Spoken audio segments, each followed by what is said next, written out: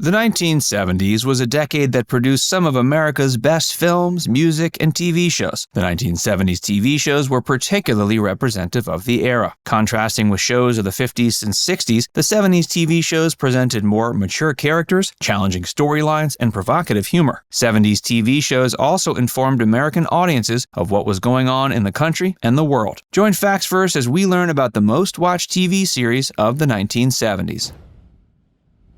1970 to 71, Marcus Welby MD. Marcus Welby MD followed Dr. Marcus Welby and his assistant Stephen Kiley as they cared for their patients in an age of cynicism and in a profession that requires coldness. Dr. Welby was on a first-name basis with his patients and showed them compassion. The medical drama series starred Robert Young and James Brolin. Elena Verdugo played their nurse, Consuelo Lopez. While the show wasn't remarkably different from most medical dramas, in this show the elder doctor, Marcus Welby, was the compassionate and friendly doctor, while the young one, Stephen, had a more cold and serious approach to his profession. What made the show stand out is that it wasn't afraid to depict many illnesses and scenarios that previous generations of TV creators were too afraid to show on television. This included episodes where Dr. Marcus Welby helped treat mononucleosis, teenage obesity, sexually transmitted diseases, learning disabilities, painkiller addiction, and even sexual assault victims. While we've become used to seeing graphic medical procedures and discussions on TV today, this was relatively rare before the 70s. Marcus Welby MD was a pioneer in this regard and wasn't afraid to depict the real illnesses and suffering that plagued the country. There were a few episodes that caused a massive controversy. One dealt with abortion, which didn't air in Mexico due to the stigma towards abortion at the time. The other episode, The Other Martin Loring, attracted controversy as it showed a middle-aged homosexual patient who was urged to resist his sexual urges by Dr. Welby. There was also an episode called The Outrage, in which a teenage boy was molested by his homosexual teacher, which did in fact cause major outrage among LGBT viewers and activist groups. The episode wasn't aired on several networks, and it was the first time a TV episode didn't air due to protests. There were also several sponsors who refused to show their ads during breaks for this episode. The show was canceled in 1976 after running for 169 episodes. While there were a few episodes that upset viewers, it remains one of the most watched 1970s shows of all time.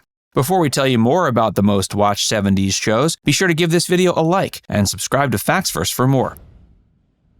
1971 to 76, All in the Family. It should come as no surprise to any fan of 70s TV that All in the Family was one of the most watched shows of the decade. But the show was so popular, it was the most watched TV show from 1971 to 76. All in the Family wasn't an ordinary sitcom. It stood in sharp contrast with most sitcoms of the 50s and 60s that strive to depict an idyllic version of American life. All in the Family wasn't afraid to have a character who, at times, was unsympathetic and who all the time was politically incorrect. The show didn't hesitate to discuss some of the dark subject matter that characterized this decade and American life in general. The show followed the irascible Archie Bunker and his family. Played by Carroll O'Connor, Archie was a working-class American who loved the traditional values of America and wasn't afraid to express his opinion on the changing liberal attitudes that were becoming popular. The show often discussed dark topics using humor. These included polarizing issues like sexual assault, homosexuality and gay rights, women's liberation and feminism, abortion, religion, the Vietnam War, and race relations. While it must have been a huge risk to create such a show, All in the Family is a testament to great art. The show's popularity showed that American audiences were mature enough to enjoy a sitcom that wasn't afraid to tackle difficult subjects, all while peppering the dialogue with politically incorrect language. The show remained the most watched TV series for 6 years straight. It's no wonder President Nixon discussed the show in the now infamous Watergate tapes, and that Archie and Edith's chairs can be found in the Smithsonian.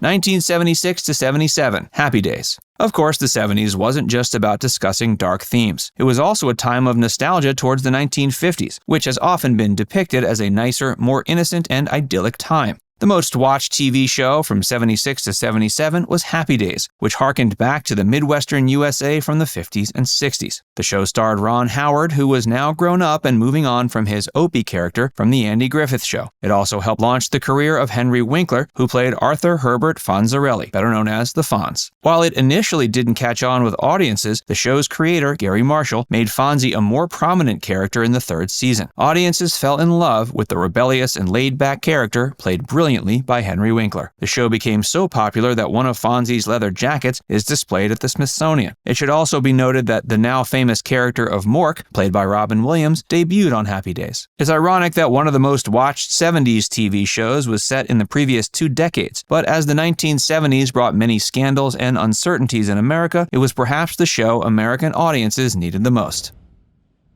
1977 to 79, Laverne and Shirley. One of the most popular spin-offs from Happy Days followed 2 friends who worked as bottle cappers at the Schatz Brewery in Milwaukee. Like Happy Days, the show took place during the 50s and 60s. From 1977 to 79, American TV belonged to Laverne and Shirley. It became the most-watched TV series in America beginning in its 3rd season. It ran for a total of 8 and garnered 6 Golden Globe nominations and 1 Emmy nomination. Penny Marshall and Cindy Williams played Laverne and Shirley on Happy Days. When the spin-off was announced, Cindy Williams was initially not interested. Another actress, Liberty Williams, auditioned for the role of Shirley, but TV executive Michael Eisner hid Liberty's demo reel from other execs. As such, they insisted Cindy Williams reprise her role. She did, and Laverne and Shirley became popular for being one of the major sitcoms that was female-led. This complemented another popular sitcom of the 70s, Maude, which also had a female protagonist. American women weren't always at the forefront of stories set in the 50s or 60s. Laverne and Shirley followed in the footsteps of popular actresses like Lucille Ball and Donna Reed. It's considered a classic today and often thought of as one of America's most underrated sitcoms.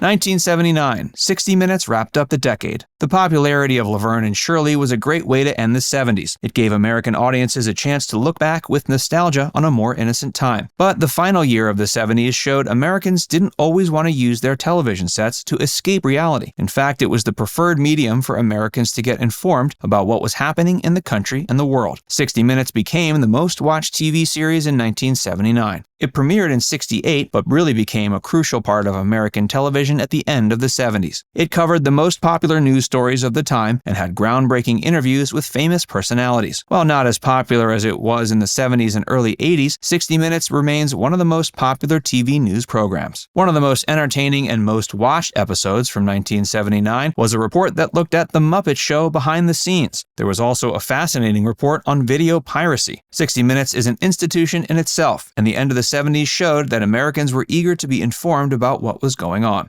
Now it's time to hear from you. Do you think these shows deserve their popularity as the most watched 70s TV shows? Let us know in the comments section below. And before you go, make sure you give this video a like and subscribe to FactsVerse if you haven't already. Click the bell icon to stay updated on all our latest content.